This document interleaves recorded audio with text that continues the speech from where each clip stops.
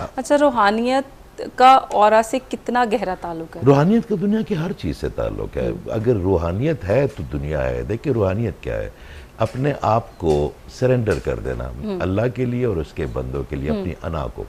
तो जो जो चीज़, चाहे वो डॉक्टर हो, चाहे वो इंजीनियर हो, चाहे वो पायलट हो, अगर वो अपनी ड्यूटी बेहतर तरीके से कर रहा तो रूहानियत कर रहा। रूहानियत का ताल्लुक किसी हुलिये से नहीं, किसी मकतब फ़िक्र से नहीं, जो इंसानियत के लिए। हमारे बाबा जी फरमाते थे, एक दिन वो बड़े अच्छे मूड में थे जब वो कनेक्टेड होते थे, तो मैंने पूछा, मैंने कहा बाबा जी अच्छा सूफ़ी क्या होता है? तो बाबा जी फरमाते हैं जो दूसरों को हवा की तरह दस्तयाब हो। तो बात यह है कि रूहानियत हर उस चीज़ पे, ये जो कैमरे के पीछे खड़े हैं, अगर ये अपनी ईमानदारी से इस चैनल के लिए, आपके लिए कोशिश कर रहे हैं, तो ये भी रूहानियत कर रहे हैं। एक माँ जो अपने बच्चे को गिरी जगह से उठा के सूखी जगह पर ला के खुद जहाँ पे लेटती है, वो भी रूहानियत के साथ आप लोगों को मैसेज दे रही हैं कि उनके लिए आसानियाँ पैदा हो, तो आप भी रूहानियत कर रही हैं। क्या हम जो ऑरा की हालत है हमारी जिस्मानी या ज़हनी सेहत की भी अक्कासी करती है? यानी कि हम जो ऑरा का पहले हम सोचते हैं या हम ऑरा से हम दिमाग तक मैसेज कन्वे होता है? देखिए आपका दिमाग एक अलग पोर्शन है, यूनिट है ना, आपकी रूह अलग यूनिट है, आपका जिस्म अलग यूनिट है और आपका दिमाग एक अलग यूनिट है। तो जो आप सोचते हैं उससे एक थॉट प्रोसेस होता है, उस थॉट को आप इंजेक्ट करते हैं अपनी बॉडी। मिसाल के तौर पे अगर आप, मैं कहूँ कि जी आप गोलगप्पे खाना चाहती हैं, अगर आ जाते तो आपके मुंह में पानी नहीं आ जाता, सिर्फ सोचा ही आपने, तो आपकी बॉडी ने वो थॉट ले लिया ना। तो जो चीज़ अगर आप अपनी बॉडी को कोई नेगेटिव थॉट देंगे, तो आपकी बॉडी तो मिलियन एंड ट्रिलियन सेल बना रही है रोजाना, तो वो तो अगर नेगेटिव एनर्जी में सेल बन गए तो बीमारी के ही बनेंगे, स्किन खराब होगी, बाल गिरेंगे। तो आपका ऑरा क्या करता है कि आपके सब कॉन्शियस में जाके वो प्रेग्नेंट सिस्टम में आपके जो नेगेटिव सेल्स हैं उनको रोकता है नेगेटिव होने से, अगर आपका ऑरा मुस्बत हो तो।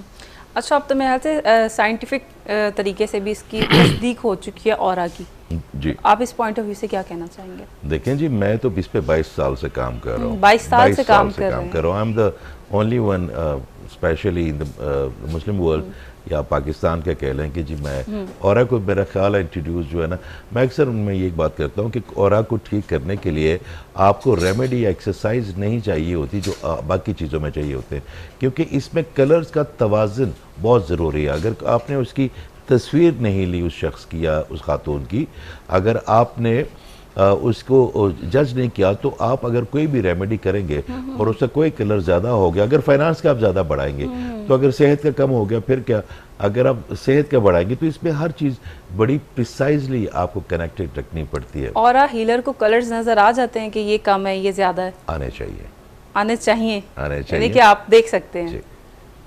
तो फिर क्या इसकी हीलिंग कैसे होती है, किस तरह से देखिए इसकी ट्रीटमेंट की जाती है? आपका अगर ऑरा टूटा है तो it must be a reason. तो कोई कलर कम हो, इवल आइडेंटिटी नजर से। अच्छा, यहाँ पे तो आप किसी को पूछे तो हर तीसरे बंदे को जादू है और हर चौथे को कुछ किसी ने किया वापस में वो, मगर ऐसा नहीं होता। जादू भी एक फ्रिक्वेंसी है, उसकी अपनी वाइब्रेशन होती है। बहुत कम मेरे पास तो रोज़ाना के पेशेंट बहुत ज़्यादा है, उसमें से कुछ 3-4 महीने में कोई एक आता है जिसपे वाकई evil identity, black magic entity होती है। बाकी 99% लोगों पे ईवल आइडेंटिटी होती है, जो नज़र जिसे हम कहते हैं, जिसके बारे में आगे करीब फरमाते थे कि आखिरी दिनों में जो है ना हमारी ज़्यादा अमवात जो है ना वो नजर बद से होंगी।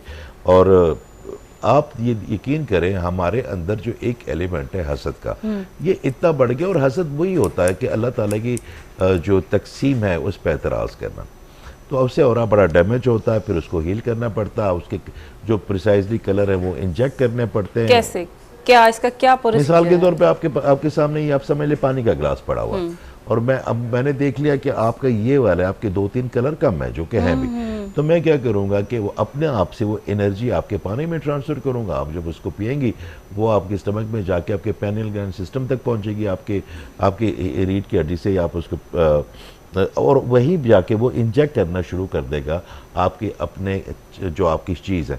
जब वो सर्कुलेट होना शुरू हो जाएंगे, वो चलना शुरू हो जाएंगे, तो वो कलर आपकी ज़िंदगी में दोबारा वापस आ जाएंगे। आप क्या कुछ पढ़ के पानी को फूंकेंगे, क्या करेंगे? पढ़ना तो होता ही है ना, आपका कनेक्शन टू अल्लाह की मर्जी। कोई भी बंदा उरूज ये कहे कि मैंने किसी को ठीक करना है या मैं कोई लफ्ज होता नहीं है, सब कुछ उसका है। शफा भी उसकी, अल्लूम भी उसके, ये जो मैं इधर बैठा हूँ ये भी उसके हुक्म से, जो आप बात कर रही हैं, ये जिन तक हमारा पैगाम पहुँच रहा है, ये सब उसका है। तो इसका मतलब है कि आपने उससे, वो कहते हैं अल्हम्दुलिल्लाह रब्बिल आलमीन, शुरू करता हूँ मैं अल्लाह के नाम से निहायत रहम वाला। तो जो उसके नाम से आप शुरू करेंगे काम और उसके साथ शुरू करेंगे, उसमें खैर क्यों नहीं होगी।